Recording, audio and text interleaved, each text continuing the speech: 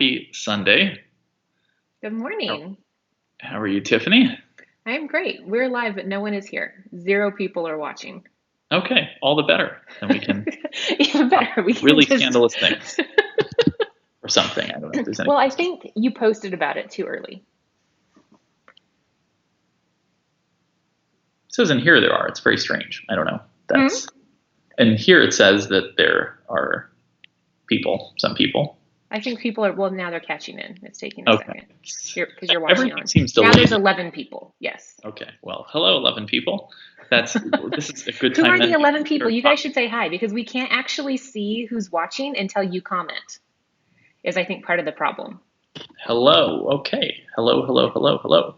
We heard cool. Thank you all for your dedication. I love how Adrian's like, we're here. And Danielle is here, and Robert is here, and Paul, and Gil, and Do you have Aaron. a caffeinated beverage? Yes, I have coffee. And Nick thoughtfully made coffee before he left, too, so that's nice. I'm jealous. That sounds good. Yeah. You have I, coffee and a husband. What's the problem? well, he's trying to nap and he turned the air conditioning wanted the air To a conditioning cold. napping temperature? Yes. I only have iced coffee after like 8 a.m. You might So need to I'm not going to revise make a that. hot, and it's too cold for that. So, yeah, Maybe I'll you just, should make a hot coffee for brunch. no, because I put the coffee machine into the dishwasher because it's being washed today. So I just didn't think that through. But, You wash your coffee pot every day? no, not every day, but if I know I'm going to put a wash in, then I put it in, including the little thing it's in so that it's extra clean or something. But it depends on I the day. wasn't judging, I was just asking. Like, I And am not lately, in charge of the coffee pot, there so is basically every day a thing of whatever because we're cooking. Well, Ford is cooking. So since there's cooking, there's also a lot of dishes. So yeah. Yeah, we run our that's dishwasher every day. It's controversial, but we run it every day, even if there's not, I mean, there's always enough, but it's never like 86 full. millions here. Yes, 86 degrees. Where is that other than here? And from Where's Austin, Craig? I hello. feel like Craig is in, I don't remember actually. I was going to say, I feel like he's in California, but he's not in California. I think he's Well, in 86 Miami. is warmer than Miami, and I feel like usually Miami is it's 81 here. So uh, Southeast Asia? No, that would be oh, yeah. You're more than 11 now. Okay. Yes. Yeah, people are here. Um, Good morning, Paula. How is Austin? I haven't been in Austin for a long time. My dad used to live there, and we would go, and it was always, Austin with dad is different than maybe your Austin experience would be otherwise. Probably true. So we were thinking of on Thursday. I was just talking to Tiffany about this. So if there's a way, instead of having one guest, if we could have multiple guests like readers or viewers, or I don't know which medium we're going with here, but Right. What do you we know, call it? It's our people. It's our people, yes. however they're showing up. So I don't know. We're open to ideas there. What you guys think the best are? Do we do like 10 minutes at a time? Do we do ask people about their travel, non-travel, whatever things, or could be fun? Could we have like DCS fight the No, rest of the internet? I'm not sanctioning that any more than we already do. It's Hilton exhausting. Honors versus everyone. I like. It's crazy because I've become like a fan of Hilton Honors, but like I'm not apparently enough of a fan for DCS's approval. But um, you know, never did I think I would be so much for a program and at the same time be treated as if I'm like totally against it. I'm just one Hilton point is not worth one Hyatt point. Sorry, that's all I'm saying. So No, I mean, I think that's fair. I actually wanted to talk this morning about valuing points a little bit. Is that too much of a topic for a Sunday morning? I guess it's Sunday afternoon where you are.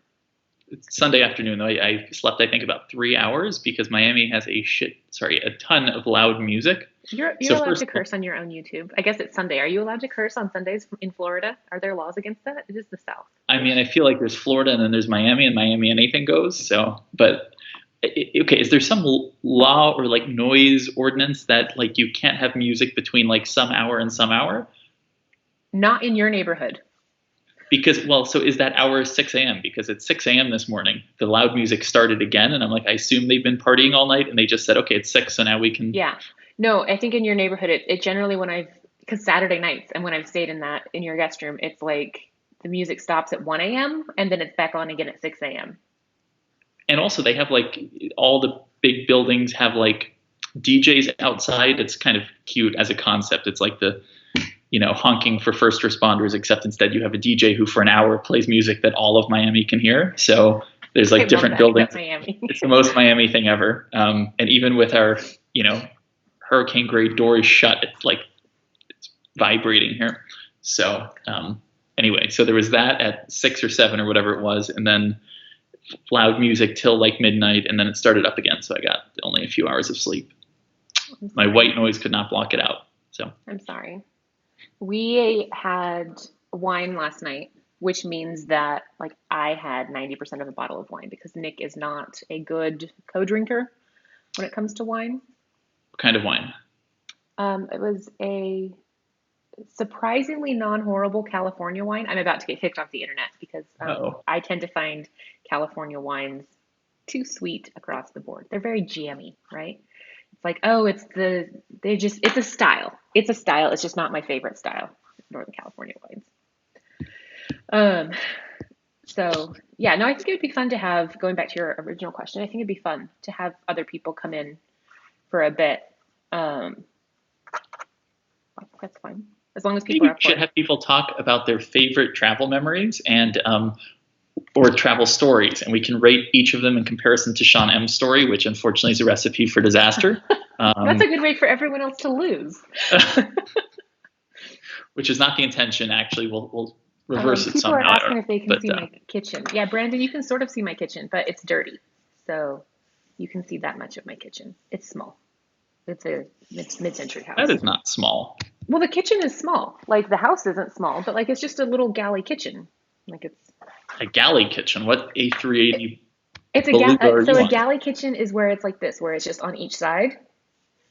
There's not like an island or a bar. There was when we moved in. It was very poorly designed.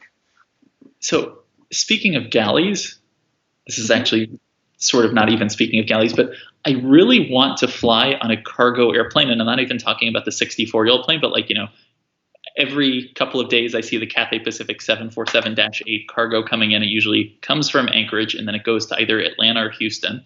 And I'm Hmm. so intrigued by it. Like what is the inside, what is like the upper deck of a cargo 747 like? It would be so cool to see. Probably not glamorous, would be my guess. But probably more I glamorous imagine it than is being like a troop carrier, but for cargo.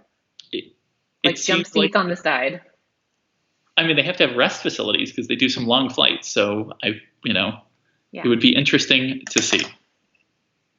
It's just, Um, living vicariously through Cathay Pacific overhead. so Danielle has a good question. So this is sort of a tangent, but she's saying like maybe even having a Zoom or something where everybody's automatically muted. So that's something, let us know in the comments here or on the blog if that's something you guys would want to do where it wasn't necessarily something live and published because the like live stream software and other software is not compatible. But if people wanted to do like a group Zoom or Hangout or something like that, Q&A that was less public, um, we could do That something could like be that if fun. that's something that people are interested in. I can't even figure out though with Zoom how to get more than like all I ever see is one person's face, and I cannot for the life of me. I In know. fairness, I put no effort into Zoom because Zoom is so annoying. Right. So, or something. It wouldn't necessarily be Zoom. We could look at that. But Zoom is So, fine. yeah, But I mean, the we'd problem with figure Zoom something is out. they If that's just something turn. that people wanted to do, like I'm not going to do it if it's going to be just me and Ben because we try and limit the number of just Tiffany and Ben calls that have to happen. Zoom has turned into like grandparents' birthday things, which like I totally get it. But if like everybody were at least punctual, that would be one thing. But then people are 20 minutes late and then they get kicked off at 40 minutes, which is the only redeeming part of Zoom is when everybody is shocked to be kicked off the call. Like that's what makes it good. I'm just like, bring it on. So anyway, I think that's funny. I'm cold and sassy over here. So No, but like it's a thing. Okay, the temperature. Um, yeah, you have really bad HVAC in your apartments.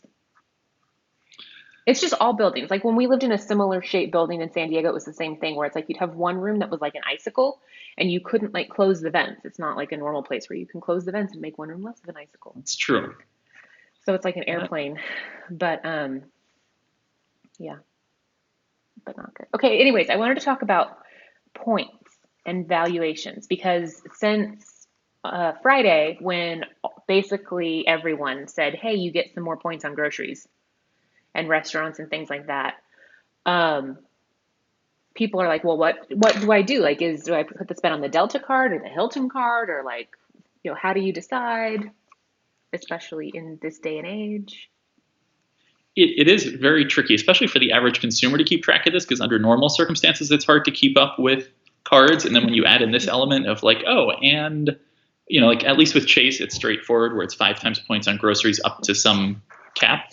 Then with Amex, it's like some benefits are May through July, some are May through August, some are June through August. And then there's a monthly cap, and then there's, a total through the end of the year. Like, it is tough to keep track of this Right, stuff. but maybe something that has parity. Like, if you have both like an Amex Hilton card and an Amex Sky Miles card, like which should you be doing?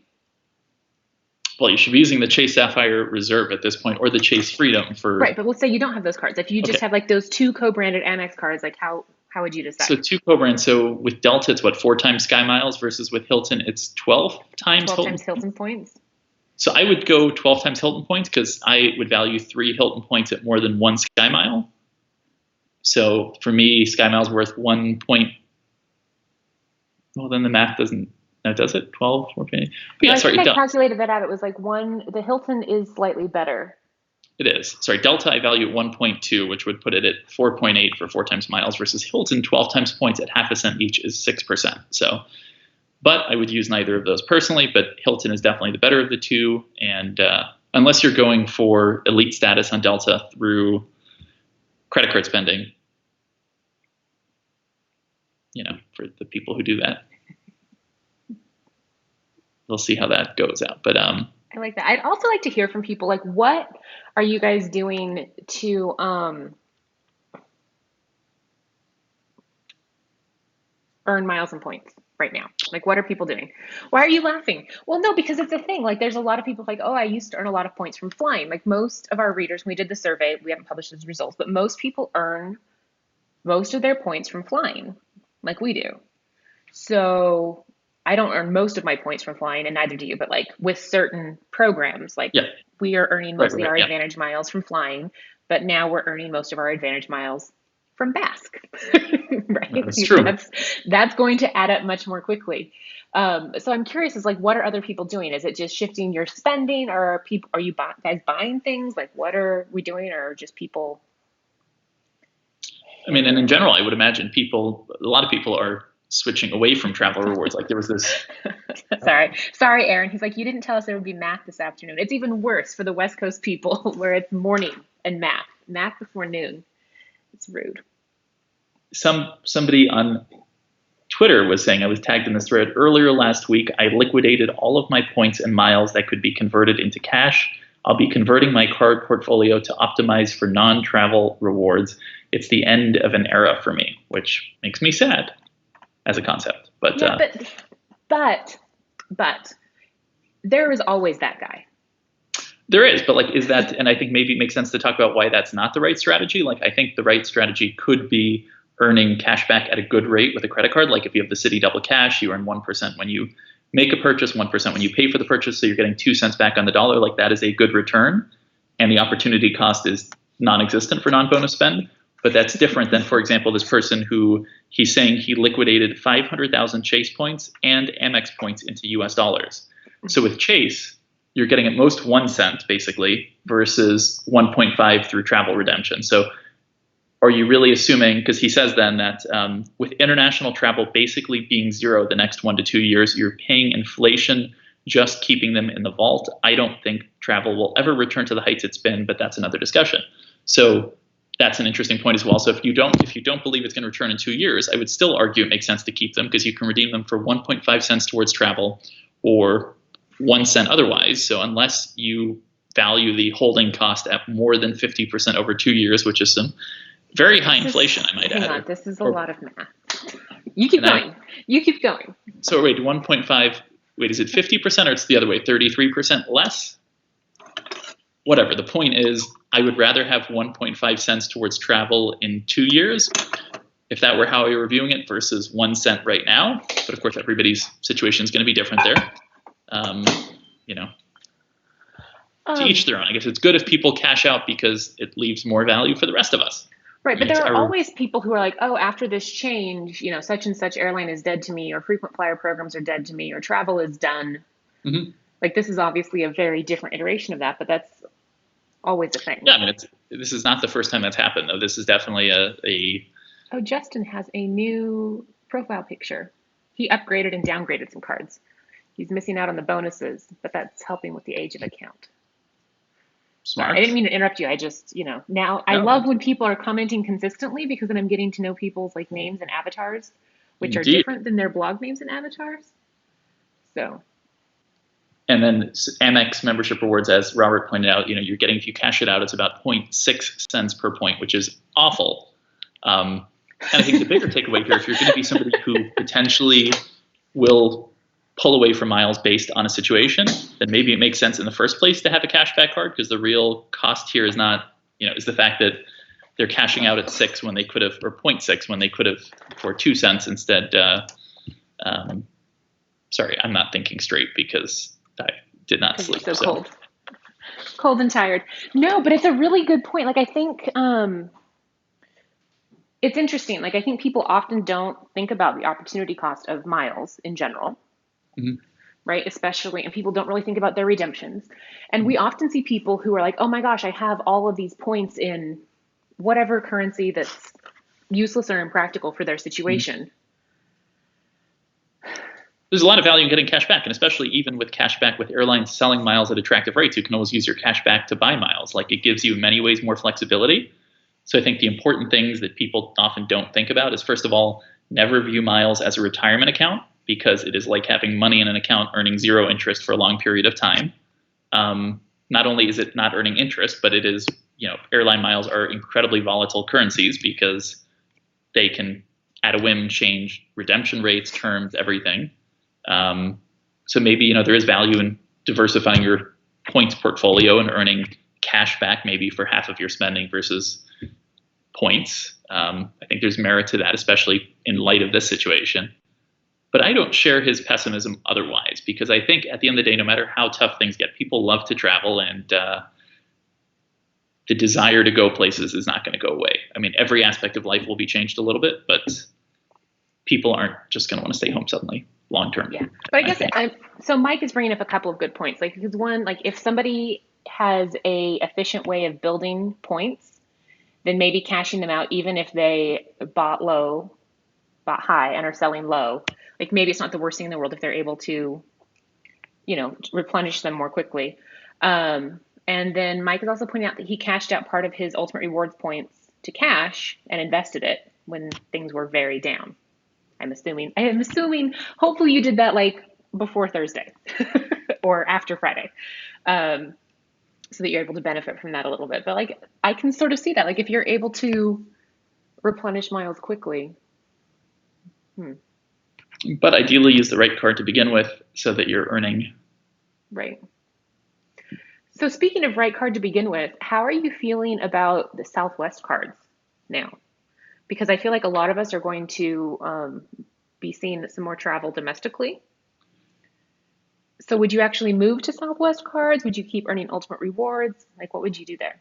I mean, Southwest is worth it if you're going for Companion Pass, because that is an incredibly valuable benefit. For those of you not familiar with Companion Pass, you can take a companion with you, whether you're paying cash or points, and you need to earn, is it now 125,000, or do they lift it to ordinarily, but then they lowered it again, so who the hell knows? But you need to earn a certain number of qualifying points, and so points earned through Southwest credit cards qualify towards that, but points transferred from Ultimate Rewards do not. So I think there's a lot of value in it, but to what extent will domestic travel return the way it is? Like, I think people will travel domestically, but will we be driving longer distances? Like, I'm more inclined to take, even though I'm in the worst place in America for that, but like to start taking road trips, because first you got to get out of the state of Florida, and having which spent many is taking your life into your hands. Exactly, especially when you get towards northern Florida, having gone to school in Gainesville, not a very glamorous part of the state, but yeah, that's Yeah, no, I think it's something interesting to think about. Like I am in maybe one of the best locations in the country for road trips because everything is beautiful, right? Like everywhere you want to go, it's beautiful within a day's driving. Um, and so that's lovely. But Are you still Companion Pass, or you were, but not I like a haven't had few years Companion ago? Pass since like 2012. No, before that. It was before we moved to the UAE. So it was a long time ago. So okay, it's been a long time. And then I think we had it for 1 year afterwards. Maybe we also had it in 2013. But the problem is like I do almost all of my domestic travel solo. So it's just not valuable. But that's something to think about. Like would we start doing more domestic travel together that required airplanes?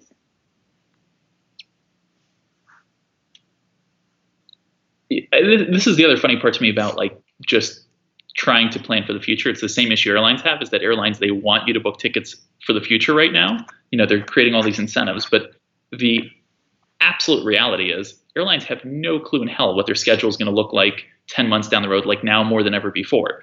This might not be true, for smaller airlines, but for bigger airlines, like, seasonal service is going to look completely different. I mean, American's head of network planning just said that they're going to take like a completely blank slate towards, or whatever, my brain is not working, but a new approach towards route planning, because like everything has sort of reset. So, Right. you're booking these flights in the future, you might be able to get credit or even cancel if your flight is canceled, but like don't expect that what you're booking now for 8 months down the road will operate.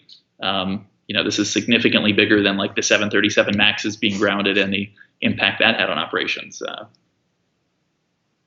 Also, I guess there goes Americans' Seattle to Bangalore thing. It's so sad because like American finally had some exciting routes. They had Dallas, Tel Aviv. They had Seattle, Bangalore. They had Dallas to Auckland. They had Los And none of Angeles to those are happening. Christchurch. Yeah, four Because one, New really Zealand is like, no, thank you. exactly. And so it's sad because they've been so uncreative for so many years, and now there go the four creative routes they had. Though I still had my doubts about that Seattle route. Yeah, I mean, it's interesting. It's interesting. And I do think that there will be more, I think there is value in focusing on flexible currencies and or things that you can just use, like pegging your earnings to a very specific goal. Like somebody pointed out, like a Singapore Suites goal is maybe more challenging right now. So pegging it to like, I want to have the flexibility to be able to react to whatever ends up happening seems like it's probably the way to go, or getting cash back for a minute. for sure, no, I think cashback is a great, and I mean any transferable points currency like is relatively safe from devaluations, especially if it can be cashed out, because like I don't think Chase is going to overnight eliminate the ability to redeem Sapphire Reserve points, Ultimate Rewards points at 1.5 cents each. Like that's probably not going away, and therefore it's a pretty safe bet, I think. But it does, controversial take, but I do believe this because I kind of hinted at this the other day. I kind of wonder if this is the start of, which I'm shocked to be saying this, but is this, I can't believe I'm saying this actually, but is this the start of like Delta's downturn and Americans' upswing? Because like Delta has royally screwed themselves with all of these investments. Like they've overpaid for LATAM. Virgin Australia could go to business. Virgin Atlantic is a mess. And either way, like the reasons they chose their partners were because they were really easy Right. targets. That Like oil refinery seems like a great investment right now as well. so like I really wonder what their network is going to look like. Like they built their little network of airlines, and that's great when times are good. But and then on top of that, like what will their labor relations look like when this is all done? Because in tough times, labor relations are much tougher than in good times when you're being Delta versus American. Like obviously they're a trash airline. Like I don't, or they're not a great airline, whatever. But they actually have really secure partnerships. Like they have a very good Trans-Pacific joint venture with Qantas, Mm-hmm. and Qantas is, will survive. They have British Airways. Lord knows they'll survive. They shouldn't, but they will easily. And like they own Heathrow basically in terms of Mm-hmm. slot. And the Japan Airlines, joint venture. So like I actually think they're much better positioned because they're not as they're. Which is frightening. It is. It is. I But guess. like I really think the lack of innovation they've had for many years might actually help them in this case. And I so also think it's interesting, like Delta and Amex are so tightly entwined and have been for so long. And it's like that's a very tight relationship, and I don't know how much give and take there is with that. But American has like, do they have more or less leveraging power because they have Citi and Barclays for their credit cards. They have their checking and savings relationships with Texas Capital Bank, which I feel like we should talk about more because nobody else other than us actually has a basket account, is what seems to be going on. surprisingly good, yes. But yeah, I mean, Um, I don't know, but it's a good question. Like I do always wonder about I mean, we can dig into their filings, but it only tells you so much because yeah, Euro has a also good point. Like Delta said the alliance model was outdated. That became a self-fulfilling prophecy. it's true. And what will, especially when this is all done, what will SkyTeam look like? And um, I mean, I really feel like Delta has. I have so much respect for what they've done because they've actually tried to build a network of airlines, but now it's all, I think, a little bit coming crumbling down. We'll see how it evolves, but like if this, if you truly think this is going to be survival of the fittest and some airlines won't make it, I think Delta's whole partnership group is in trouble. Virgin Australia, Virgin Atlantic, the Right, list and goes. it's complicated too because Delta has those tiers of partners. And like maybe if I'm Korean Air, I'm not inclined to negotiate nicely with Delta based off of, the sort of, I won't go so far as to say abusive, but aggressive negotiating that has Well, happened over the past five years. Delta likes to be in the driver's seat. Like they, in many ways, I think they have like picked weak partners, weak-ish, depending on how you want to look at it, and that's gotten them where they are now, and that's great when it works, and when it doesn't. So anyway, controversial take. We'll see what actually happens. Like I hope the industry recovers quickly and the things get better, and then Delta will be fine. But if it is a slow recovery, then I think Delta is going to be their group of partners is going to be one to watch. So I like that. Okay, more controversial question from Paula. What do you think about United using the loophole to move full-time employees to part-time status and thus technically complying with the CARES Act, but not, you know? I mean, I feel like nothing that United has done here, like all airlines are in a tough spot, but nothing United has done here has been decent. I mean, they've taken every chance they can to be terrible. And like, I recognize the hard position airlines are in. I recognize that completely. And it's one thing to be like, you know what, we can't afford to refund you now, or we won't do refunds. But everything they've done, they've devalued their frequent flyer program. Like, really, this is the time you're gonna. And I guess they say what character is who you are when no one's looking. Well, they think no one's looking, so I think this tells us a lot because they think, oh, no one's redeeming miles, so let's Right. raise the prices now. Well, and Oh, no it's one's also like when someone tells you who they are, believe them. that exactly. Like none of Well, this is surprising behavior from so United. so they've done so much, and I understand. Like, I don't think the CARES Act funding was ideal because it doesn't actually create a long term Right. It's sort goal. of a disaster. So no matter Yeah, whether you like run a restaurant or an airline, yes, across the board, the intent and the implementation are there's a big delta. totally, and not the airline in this case, but Right. this small delta when this is done for the airline. Right. But I mean, look at it's even interesting how they interpret it differently. So Doug Parker was saying, oh, this funding is more than enough because, and the reason they're giving us this funding is because they want to make sure that we're ready to go to assist travelers once demand recovers. If that's the interpretation of it, then you have United saying that October 1st we're going to be laying off a lot of people. So doesn't sound like they're going to be ready to serve us then. We'll see. They'll be ready to drag us, surely, but serve. Yeah, I agree. I mean, it's complicated. There was another interesting question up here that I thought we'd ask. Okay, so going back to the credit card question, for non-bonus spend, how do you feel about like the Amex Blue Business Plus, which is 2 times points, versus the Citi Double Cash, which is effectively 2 times points when combined with and assuming both of these combined with other cards?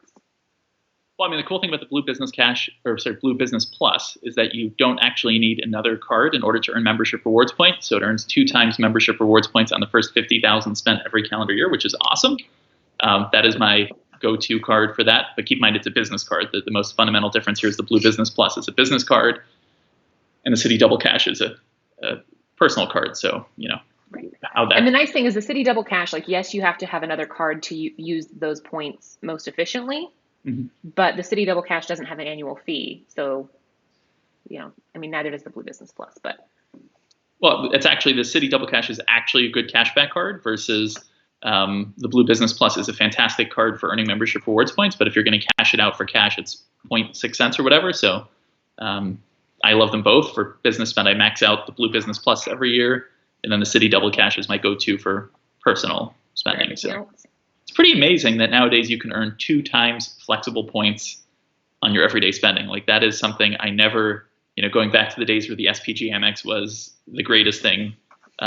We've come a long way in that regard. I was actually reading one of your posts about that the other day because I was going through and whatever for my sins, who knows why I was going through it, but talking about just like it's so different to think about that in 2009, 2010, like that was the card. Like that's, as business travelers, everybody knew, like even if you knew nothing else, you use your SPG Amex. It really did have very wide appeal. And I even remember I would always book airline tickets with the SPG Amex because that was still better than most airline because cards. You were And getting no a better travel return card. than any airline spend than any of the membership rewards cards at the time, because there weren't a lot of membership rewards cards at the time. So as much as there have been other devaluations and maybe some other negative things, like the reality is the number of points we're earning for everyday spending is unbelievable because at a minimum it's 2 times and at most it's 5 times. So when I think on dining, airfare, right now groceries, 5 times points and then 2 times on everything, like I think if you're playing the game right, you're earning close to the equivalent of like a 5% return on your spending, which is unreal. Or even if you're lazy, like 3.5 Yeah. is reasonable. Like I'm probably more I'm lazy with it right now. Well, it's more just like I'm tired and I have a lot of miles and I think it's okay. But Nick and I had this whole conversation this morning. I was like, so how amenable are you to mixing up the credit cards? Because, sort of the mantra for the past couple years is that I just make sure that Nick has 3 cards in his wallet, that I don't care what he spends on them, because it was too much. Like we had reached saturation and then unhappiness. And so it was like, whatever, like just, so he carries the Blue Business Plus and Hyatt card and the Amex Everyday Preferred. And it's just like, whatever, right? Like, That's smart. whatever. Like, you want to smart. use the Amex Everyday Preferred at a restaurant? Okay, fine. Right. It's more than one. No matter what you do, it's more than one. So speaking of that, are you still using the everyday preferred? Like that's because it has this not at this point become sort of totally obsolete? It is obsolete for us. We are. Because I have it and I'm the same. That was the whole, like, we need to have this conversation because like the Yeah. billing cycle on that ends for us now. And I was just like, this is only good if we're making 30 transactions, and we're not. Like previously we would have, and it was like 30 grocery transactions generally, because it'd be like, oh, will you just stop and get this, or I'll stop and get this. But when we're really limiting our outings to like once a week, there's no like stop and get Yep. this. So no, that card is probably not worth it. Probably not worth the annual fee. Well, it also used to be exciting that it earned 1.5 times points on everyday spending if you did 30 transactions, but now the 1.5 isn't competitive. Right. So the only selling point is either up to 3 times on gas or up to 4.5 on groceries. And now you get 5 times on groceries on other cards. And gas, how much are you spending if you're not going anywhere? Well, we were previously not spending a lot on gas, so now we're spending nothing on So gas. then it's not probably worth it. Like when I was doing my taxes last year, I think we put in total like 3,600 miles on the car. That is not a whole lot.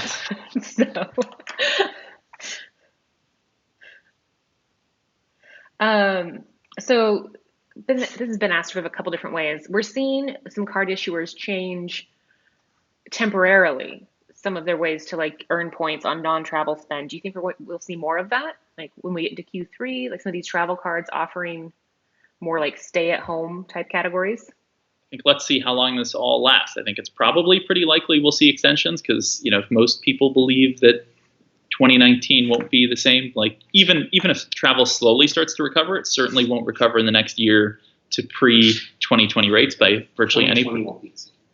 Thank you, Ford. Okay, sorry, he's trying to very quietly open a popcorn bag, which is just great because it takes a minute and just. Anyway, sorry. Maybe you should make some coffee. I have a coffee, Ford? Yes. You could go up. I got up and got coffee. Like it'd be fine. We'd miss you, but not that badly. It's fine. We'll see how this works out. So I want to add this question from Diane, who also thank you for the nice comment about my mug. It was a gift with purchase when we bought something else. Uh, but Marriott Which one? just See changed, it. I think, huh? Where's the mug? Which one? Ah, It I is like it. Le Creuset. I'm used to seeing the other one. Because I bought a brazier. Yes, the other ones. This is the brunch mug. Oh. So Marriott just changed. This is a common misconception that we've seen a lot of people say, like Marriott just changed to 6% at grocery stores.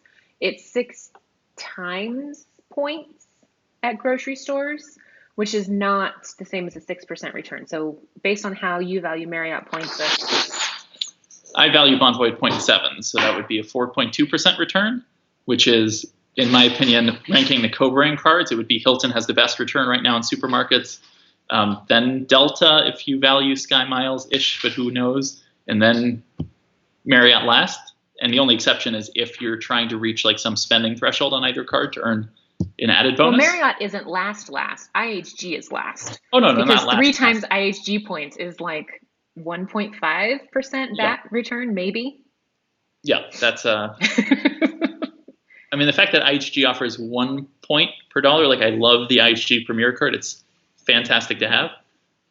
You know, you get a free weekend night certificate, not weekend night, sorry, 40,000 point free. My brain is not working today. So I should ask more math questions because there's a lot of math Anniversary questions. math is actually probably easier than talking otherwise. So Okay, so Franz said, so should I drop my everyday preferred? I don't make 30 transactions, so yeah. yeah, if you don't make 30 transactions, there's zero reason to have it. And even if you do make 30 transactions, thank you. Thank you, thank you, thank you. Thank you, thank you, thank you. Yes, Okay. and like what Danielle's saying is like even this quarter she's using the Chase Freedom for 5X, so probably not going to use her everyday preferred. Like and typically like if you're able to make 30 transactions, 4.5% on groceries is super compelling. But like, is anybody making 30 transactions right now? I don't know. Some people might.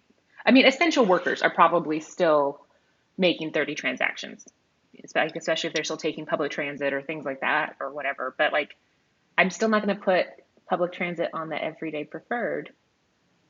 Like parking meters, maybe, but like other things would be earning, it would code as travel on other cards.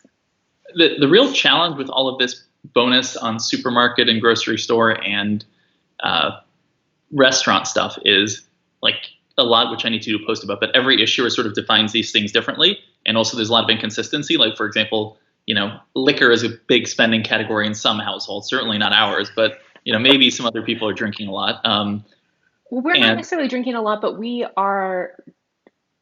don't drink Truly and White Claw. So like when we make liquor purchases, especially in Washington State, where you end up having like an effective 28% tax on liquor, it's a significant purchase. yes, and even if you drink White Claw in enough quantities, it's also a significant purchase, but fair enough. But some liquor stores code as grocery stores and some don't. So anytime I go to a liquor store, I'm trying to decide whether to do the city double cash for 2 times or use a grocery card because, you know, but then I look afterwards and I'm like, oh crap, I chose the wrong one. What's So the like middle ground card where it's like it's fine to use this, it's still a good return even if it doesn't code as grocery? I mean, I guess maybe the everyday preferred if you're doing the 30 transactions, but there's not many cards that have both a great return on everyday spending and bonuses on groceries, I don't think.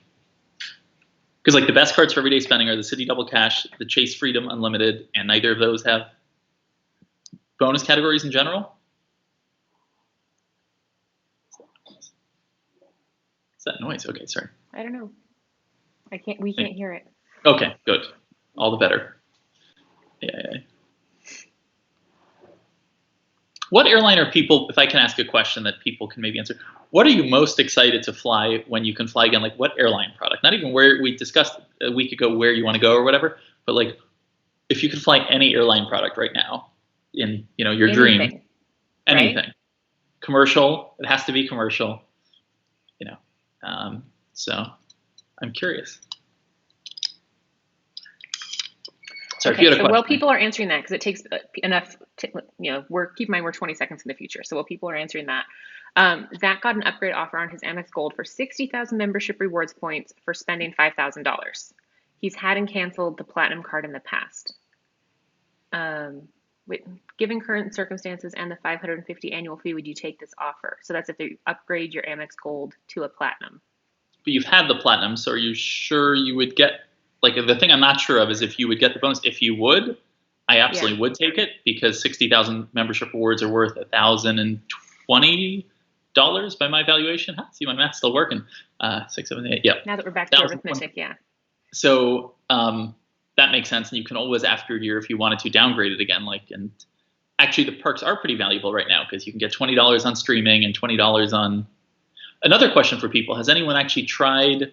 Like, I have T-Mobile, so can I go into my account and just pay $20 with an Amex Plat and then $10 Why with? don't you try this and let the world know?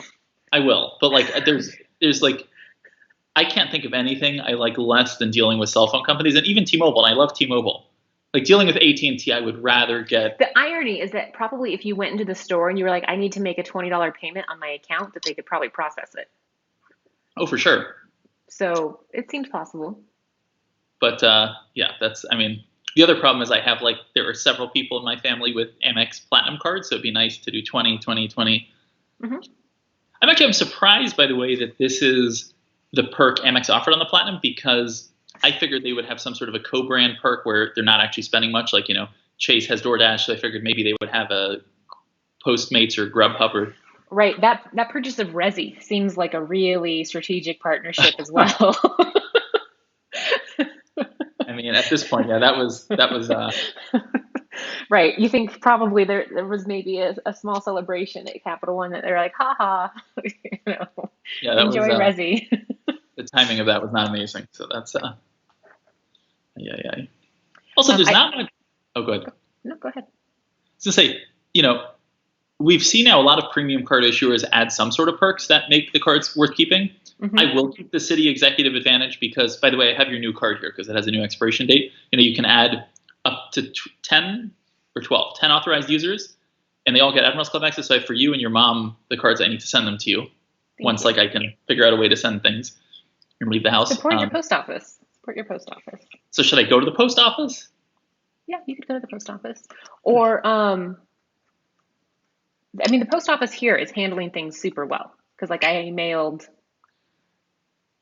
whatever I mailed, your birthday card. And it was, like, highly organized and very clean and things like that. So it was good. And it's just nice to support the post office in general. So, and then you can see if it codes the shipping. Now, there's another good question. Can you buy stamps at FedEx or whatever, and does that count as shipping? The MX Business Platinum has You'd have to go in store. Yeah. And I don't know. All things to test I don't know out. if, like, the USPS store codes as shipping if it's not a shipping purchase. Because, like, if you have, like, a mailbox at a USPS store, does that code as shipping? I don't know. Merchant codes are But complicated. I'm gonna try and just see if buying stamps at USPS.com does. Oh. Because that seems easier. And then I could get more stamps. Currently, I only have dinosaur stamps. That seems fun, or the collector's items. Which was fun. Well, it's the one that showed up on your birthday card, not collector's items. It's just that's what the Forever stamps were. And the Forever stamps, they were all, they're just not very pretty, or they're just not for me, is what it is. Stamps are not designed for me, typically. So when Really, they a stamp collector? No, I just, it's like, what are you going to put on the card, and right? match the rest of it. So at one point in time, when they had the skywriting airplane stamps that had, like, a heart and said love, and I was like, that was a little ridiculous, but at least it was skywriting. I bought like $1,000 worth, but that was in, like, 2014. So now I'm out.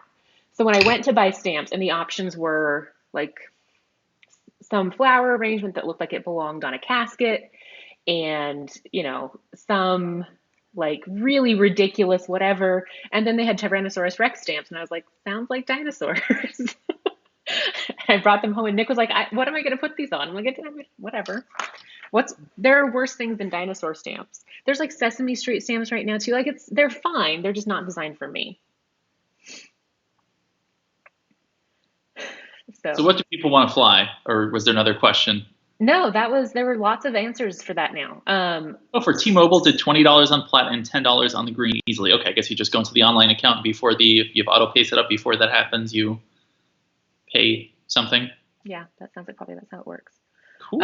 Okay, so I'm gonna just throw up on the screen all the different places that people have said that they want, all things they want to fly. So Martin says Qatar Q Suites. Brandon says A&A New First or Business. Um, Jacob says Cathay First. Jacob, I feel like you've done Cathay First before But he because I wants feel to like do you've it again. Who commented doesn't? on the blog. Avin says Etihad's A380 first. Mari says United because they are military friendly, which I have a lot of questions about. Um, Sean says Ethiopian because it takes him home, which is very Oh, cute. Brian says Qatar. Jal first. That'd be nice. I would take some Jal first right now. That would be okay. I am so desperate to go to Japan again. Like, just there's Uh, something about there's nowhere like Japan. Like, I just well, okay, so let's talk about this. I'm going to keep putting up things that people want to travel, but that's a big change for you from Japan because you used to really not care for it, which I sort of felt was because you just hadn't had a good trip there. that is So very what's true. changed? I used to specifically like actively dislike Japan. Like, not I loved always the people and everything, but like I just a lot of aspects. Like, I don't like that a lot of the decor is like 30 years past its prime with that weird wood and stuff. I don't know. But we went last year and I absolutely loved it for, I guess, for different reasons. First of all, going to Japan is so transformative. Like, the culture is just so different, unlike anywhere else. It's not like, when people go, oh, I went to Paris and the culture was amazing. But like, there's nothing like Japanese service, Japanese hospitality, Japanese culture, respect, everything. Like, it is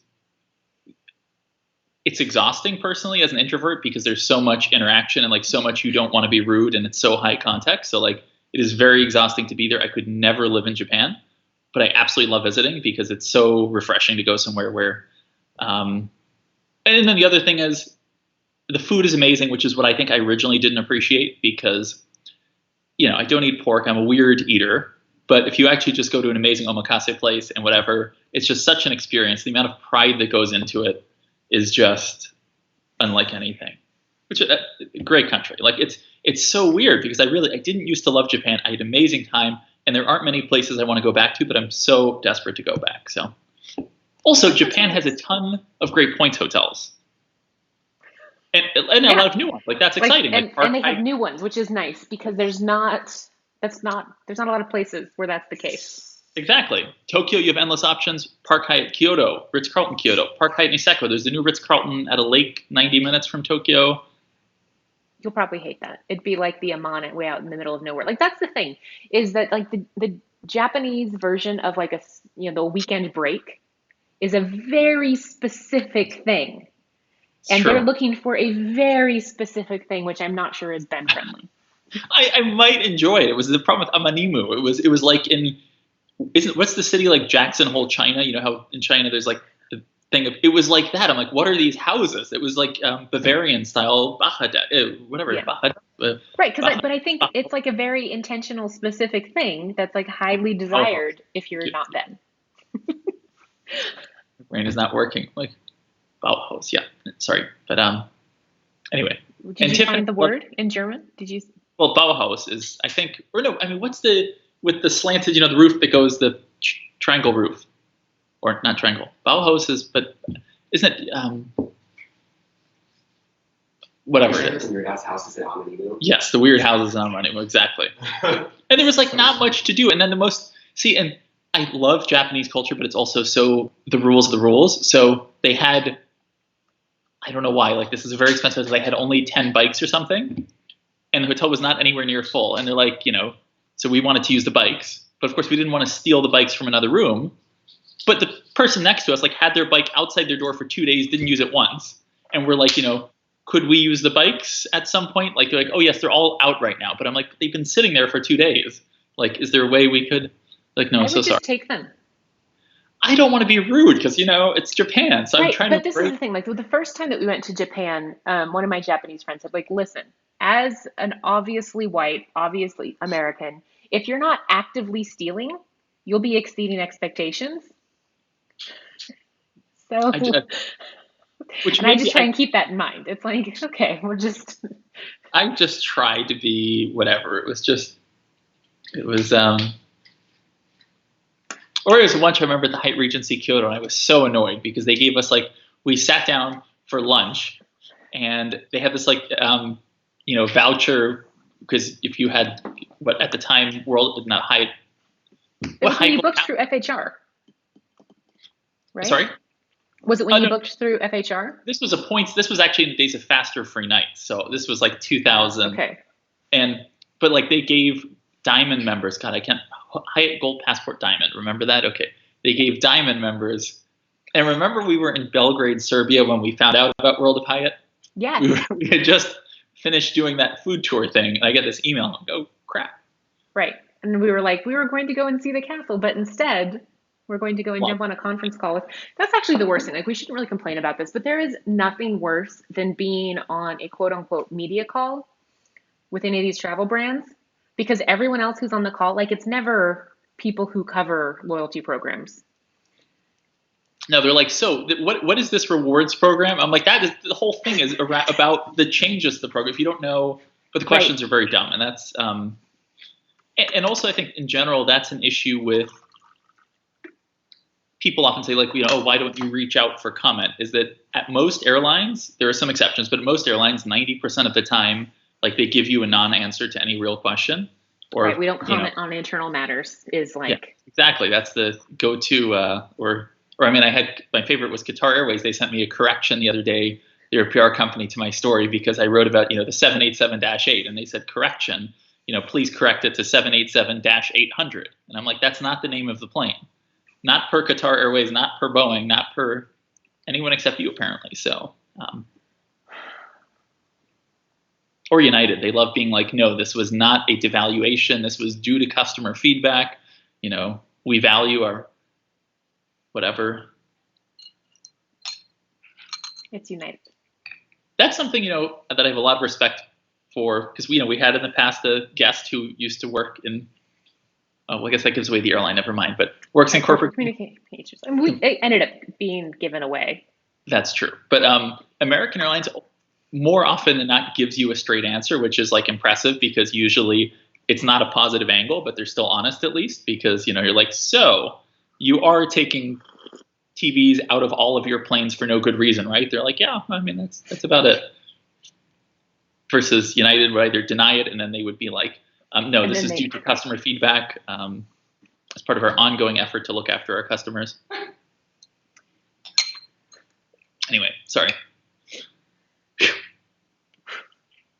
That's okay. We're good.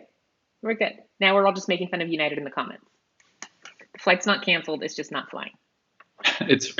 They really need to adapt that lingo now. It's what's it called? Removal. Removed. Yeah, it's not a cancellation. It's a removal. It's been removed from the schedule. I'd like to see a gate agent announce that, ladies and gentlemen, unfortunately your flight today is removed, and everybody would be like, huh? And they're like, wait. The departures board now should just read removed rather than canceled. I'm like, they really need to double down on this. I mean, why not, right? Mm-hmm. Sean is telling us that most journalists twist words. He even had one really scummy guy this week edit a video interview to make it imply I said something I didn't. That's terrible. What the hell? That sucks. And we are the exception. I mean, some people might disagree, Sean, but that's nice. And this is why airlines would rather say nothing than give the truth. And like, I get that if they're going to say nothing, like if that's the approach they want to take because they're awful, like I totally respect that. But that's different than when they don't ever give you anything you want and then also send you corrections that are actually not corrections but are just downright inaccurate. Yeah, I mean, that just happens. I try and be patient. Remember that like most of these people don't live and breathe this. It's just their job. And most people are not necessarily good at their job. It's true. Like, you remember, like Howie and I a couple months ago had that whole back and forth. I mean, it could be any day, but this particular example, because a certain credit card that offers a specific benefit removed the benefit from their marketing bullets, but didn't remove it as a benefit of the card. And so it was like it's still a benefit of the card, but they were like, but it's not on the list. So you have to remove it. But it's still a thing. Like we're not taking down these 19 posts about how to use this Oh, benefit. and that It's was still a the part of the biggest card. benefit. That was like the only reason to have said card, right? Yes. Yeah. Like just because it's not in the like They're PDF like, that but you got can, sent out for this month. they're like, but you can highlight that your points never expire if you have XYZ card. I'm like, that is to our audience not very. Right. Um, Like, yeah, people are smarter than that. So, but that's the thing. But I'm sure that, it means people are just doing their jobs or what they interpret their jobs to be. mhm. So, yeah, outside perspective on loyalty programs is different from inside perspectives. That's true. And a lot of the people working at loyalty programs or working at the various PR and marketing and advertising and co-brand agencies for loyalty programs don't really have a lot of context. Like they just work with that program. I was gonna do like, see, the problem is I was gonna do this as a positive post, but I realized it might be interpreted as shady. But I was gonna do Those are like the a best kinds of posts. true. Be I like, was gonna I do like, actually meant this well. well, it is actually nice. But then I'm thinking, I'm like, oh crap, a lot of people are gonna be mad. But I was gonna do a post about like the loyalty program executives I actually respect and think are, a positive thing, like my 5 favorite loyalty program executives. But then I know that's Yeah, gonna that's not going to ruffle. go well No, because 5 of them don't work for loyalty programs currently, is my guess. that's true. Right? That's Because you would include people like Jeff Zidell, who did great things with the Hyatt program and was very innovative and really like focused on things that would matter, like the guest of honor, which has survived from the old program to the new program. And now he does something else, like startup consulting or something. Um, and there's a lot of there's good people. We have Sean. I mean, I still need. Oh, I'm not gonna name it. Really want to fly still with his airline. That's my next one, so I can go. Yeah. Yeah. So Franz pointed out, like Miss Suzanne Rubin, like that's the thing. That's actually the post that like I will not write because if it has my byline, then people will be sexist and shitty about it. But like, how do these loyalty programs get their amazing executives who navigated either the Great Recession or 9/11 out of retirement or at least back on their boards and help providing some insights? Because there's nobody, granted, nobody has dealt with this before, but there's nobody running these programs who's even dealt with something of like similar scope and scale. It's so much different. And I think probably every small business owner could appreciate this. But like it's so much different running a business in a good economy than in a terrible one. Like it's a completely different skill set. And the shift we've seen in general with how the direction loyalty programs have gone makes it. I feel like they don't have the type of thinking that lends itself to, because they approach things very differently, that lends itself to actually incentivizing certain behavior, because that's not something, like you said, that they've had to do, and it's also Right. not sort Like of their most of these background. programs have obliterated all the levers that it would be really nice to have right now. Mhm. Yeah, Like that's when you I mean, award miles based on spending and no one's spending and your flights are $16, yeah, how that's do a you get people on mystery. planes? So I wish there were an airline. Revenue and inventory management is incredibly complex, and I have a lot of respect for the people who do it. And there's some brilliant people who do it, and it is an art. But sometimes I can't help but wonder if they're just making something so unnecessarily complicated that it's almost humorous. Like, it would be interesting to see an airline. I'm not saying any airline would do this, but they should. But to see an airline that basically has 2 types of fares, and to just see how their revenue compares long term, because airlines between married segment logic, and between charging based on origin and destination, and charging more for nonstops and all this. I understand. I totally understand how all of these individual things make sense, and they probably do. But it would be fascinating to see a comparison of like how much extra are they actually making by like pissing off customers and making no sense. So I don't know Right. I what the mean, are answer. they actually pissing off customers and making no sense, or is it just us? Well, I mean, if you go, this has been my hobby the past week, is looking at airline Facebook pages and seeing the comments. In addition to all the people outraged at the prospect of having to wear face masks, it's just people. It's like Right. American Airlines. Oh my gosh, we have a severe shortage of civics education in this country. That's my takeaway. I mean, that's my takeaway always, but that's my true takeaway is that like I don't know when they stopped requiring civics in order to graduate from high school, but that needs to be something that comes back. Somebody's pointed out the Southwest has closed three basic fare buckets, but Ben, you're talking about something much more simple, like when JetBlue does a promotion that it's like $40 anywhere in the country, $40, right? Something like Something we're in a like specific flat. yeah. So you're right. Southwest does have they have simple fare buckets. The thing about Southwest though is they only have three fare buckets, but the pricing is all over the place. So it's not that within each fare bucket the pricing stays the same. So and like again, I totally get like you want to incentivize people who have a Saturday night stay because they're less likely to business travelers. You want to incentivize people. Or you want to charge more for a nonstop because people are willing to pay premium. You want to incentivize people to book in advance rather than last minute. But I really wonder if airlines published on the website, this is our fare for this market, and or there's two fares. I wonder what the difference would be. In Right. other words, Are I you wonder. thinking within a market or just flat Well, within a across their market to network? account for even charging based on distance, like to actually have like airfare has never reflected the cost, which I also totally get because Right. like that's how airlines make money. But it would be really interesting to see like, okay, this is our cost structure. We charge this much more. I don't Yeah. think it would work, but it I would be think that interesting an to see. airline, I mean, it depends. I think an airline like Alaska or JetBlue, where it's like a little bit smaller, could do really well with that, where it's just like, even if it's for a limited time right now, like there's not going to be a lot of business travel. So you're not getting people who can just charge to an expense account. So you're getting those more cost conscious travelers. And if they were just like fares within California, $30. Yeah.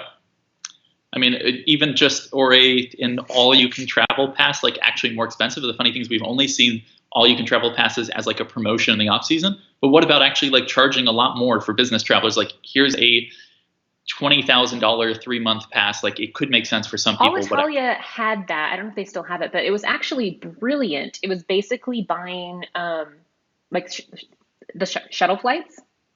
So you could use them between like Sicily and Rome and Milan, like those sort of triangle routes representing the business areas. And you bought a booklet and it was like 20 flights. And if you probably most people overpaid for those 20 flights versus if you were like booking it in advance and choosing the right fare, but it was just like you can get a seat on the shuttle even if it's day of and you can cancel it last minute. Or in the US, how about airlines? So, with American, for example, they have Air Pass where if you spend enough, they give you some status or some benefits. But how about airlines actually pre-selling status? So saying, for example, what American's revenue requirement for executive platinum is 15,000 usually. So how about saying you pay us $15,000 now, we'll give you the status now, and then you can use this money over 12 months, like something to incentivize. I just feel like there are a lot of creative options, levers that have not been pulled. Right. Like Yeah, hell, airline loyalty executives who are not watching this, call us. We can help you. I mean, personally, I don't understand the appeal of concierge key because the last thing I want is somebody at American trying to butter me up. But a lot of people really want concierge key, and people are like, oh, well, they should. Like somebody the other day was like, oh, I would pay like 20,000 cash now just to be given concierge key. Which I'm like, okay, well, you should find other ways to spend money, whatever. But Right. Must if be nice. Good on you. if the airline, if they would give $20,000 for that, like there are a lot of options. And the whole point to begin with this whole revenue management thing was how the hell do we get to the point where you're charging $16 for a Miami to LA ticket, where that's without a doubt less even than the incremental cost. So anyway, thank you for coming to my TED Talk. So that was a fast hour. Okay. Yeah, you're welcome. People are now going to be So, like, Ben, why don't you give TED Talks? And you're going to have to be like, because people and germs and speaking on okay. demand. Like How you don't do well when it's I don't like when on it's a demand. task. You must talk about this. Okay, I didn't want to be like, you don't do well at tasks, but I it's don't do okay all that you tasks. said it. So Thursday, it would be nice to have some readers join us. I guess we'll figure out the logistics. But if you are interested, should we do a post at some point when we figure out how we're going to do it and invite people to Just comment on the blog post about this so we have your email addresses because we'll need to be able to email you a link. And I assume people don't want to post their emails here on YouTube in the live stream. Yeah. And it'll be fun. I don't know what. And if you have ideas for what to talk about, that would be, Yeah, there were some ideas that people had earlier. I feel like we could do that. Yeah. Awesome. Well, thank you guys. This has been fun. Yeah, thank you guys. Enjoy the rest of your weekend and we'll see you on Thank you. Thursday and on the blog during the week. Thank you guys. This was really fun. Thank you. Bye.